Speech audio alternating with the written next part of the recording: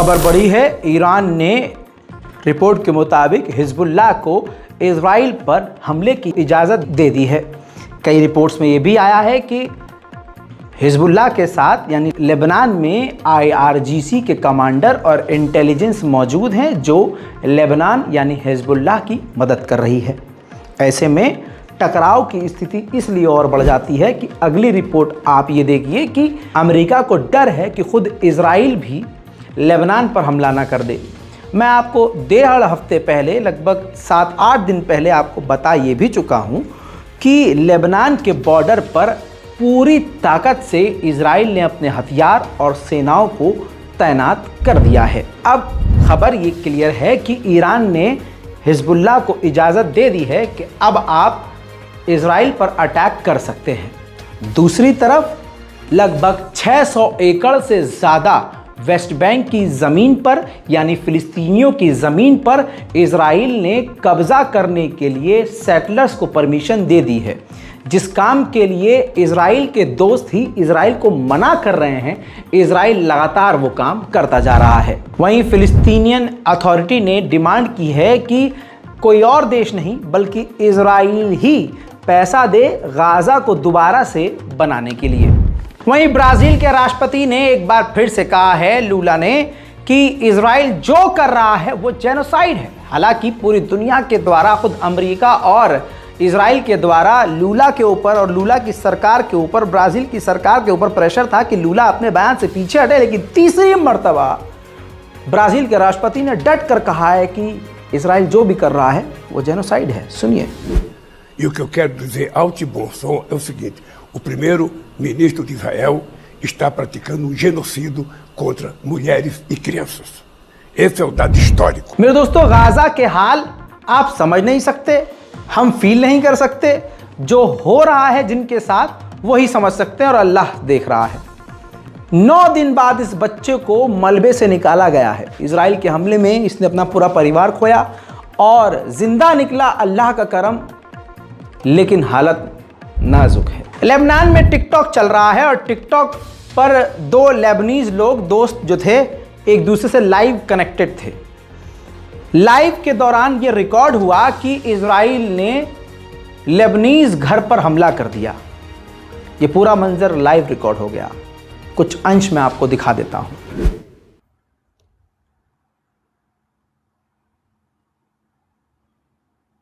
شو معلم قصفه؟ اسمع لا لا لا لا لا لا لا لا لا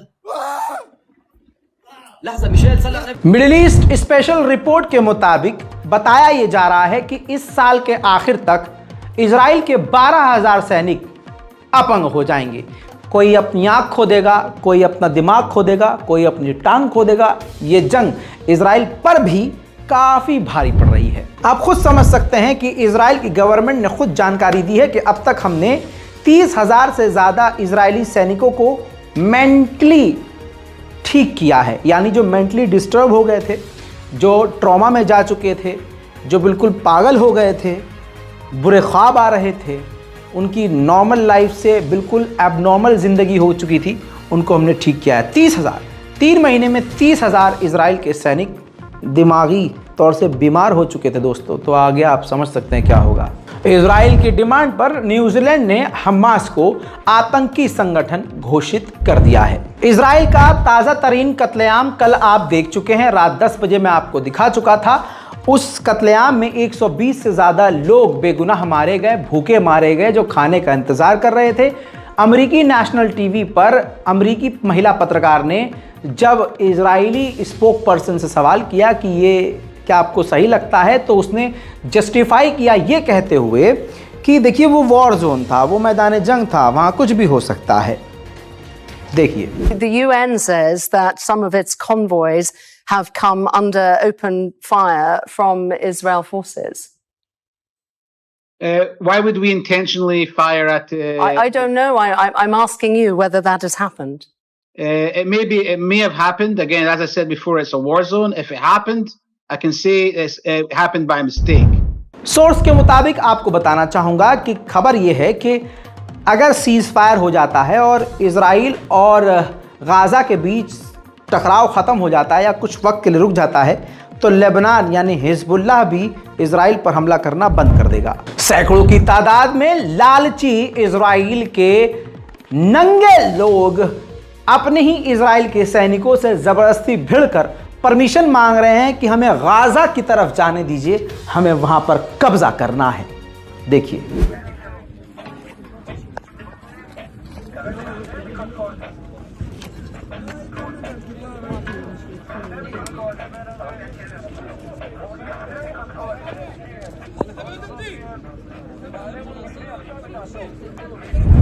उधर टूटी हुई मस्जिदों में अब नमाज हो रही है और हमारी खूबसूरत आलिशान मस्जिदें खाली पड़ी हैं। वो अलग बात है, कुछ दिन के लिए अब हम अपने आप को नमाजी बनाएंगे और ईद के बाद हम क्लब जाएंगे। लेकिन सबक खुदा की कसम गाज़ा के मुसलमानों से सीखो। शहीद हुई मस्जिद की फर्श पर नमाज हो रही है।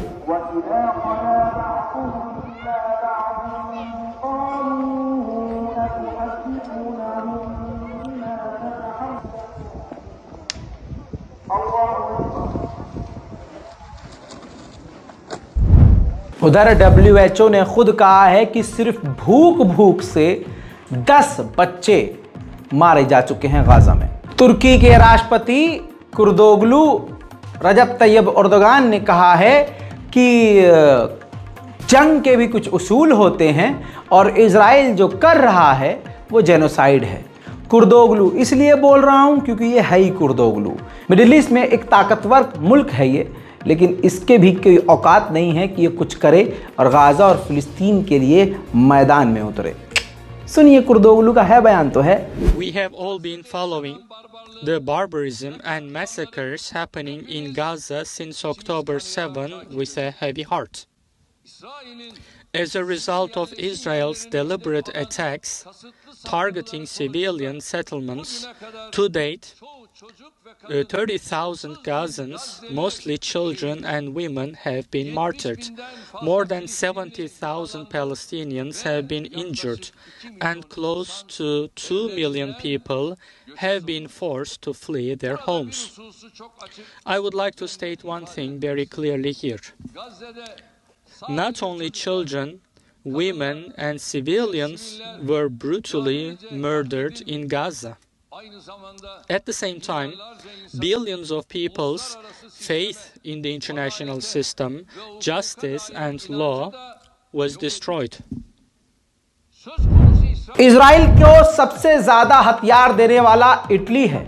8,17,000 यूरो से ज्यादा के हथियार अक्टूबर से अब तक इटली इजराइल को दे चुका है। हमास और इजराइल के बीच डील चल रही है। ऐसे में हमास मांग कर रहा है अपने तमाम कैदियों की रिहाई की। ऐसे में इजराइल ने एक लिस्ट जारी कर दी है जिसमें उन कैदियों के नाम हैं जिन्हें इजराइल रिलीज नहीं करेगा, और वो लिस्ट इजिप्ट को इजराइल ने सौंप दी है। जर्मनी बुरी तरह से जलील हुआ है, अमेरिका परेशान हुआ है। लाल सागर में एक मुट्ठी भर हुथीज की वजह से पूरा यूरोप हिला हुआ है। जर्मनी का एक युद्धपोत लाल सागर में मौजूद था। अमेरिका के MQ-9 reaper attack drone Yemen के खिलाफ ऑपरेशन के लिए मंडरा रहे थे। बौखलाहट और हड़बड़ी में जर्मनी के युद्धपोत ने 2 मिसाइल लॉन्च कर दी, ये सोचकर कि ये ड्रोन हुथीस के तो नहीं। लेकिन कमाल ये हुआ कि वो दोनों मिसाइलें MQ-9 रीपर से नहीं टकराई और समुद्र में जा गिरी, जिस पर अमेरिका भी थोड़ा घबरा गया और जर्मनी ने आधिकारिक तौर पर बयान जारी किया कि लाल सागर में ये हमारी नेवी की तरफ से शर्मनाक हरकत है। और उधर हुतीज अपने भरम में, भाई साहब हो लड़ो तसरो, हमारा खौफ देखो। उधर रशिया की राजधानी मॉस्को में हमास और फिलिस्तीन अथॉरिटी ग्रुप की मीटिंग हुई है। दोनों राजी हो गए हैं कि जंग के बाद गाजा में हम दोनों मिलकर काम करेंगे। कल के इजराइल के नरसंहार के बाद बाइडेन के ऊपर बहुत ज़्यादा प्रेशर था कि हम हथियार अब इजराइल को न दें या पॉज कर दें, लेकिन बाइडेन खुद यहूदी, वो क्यों मानेगा?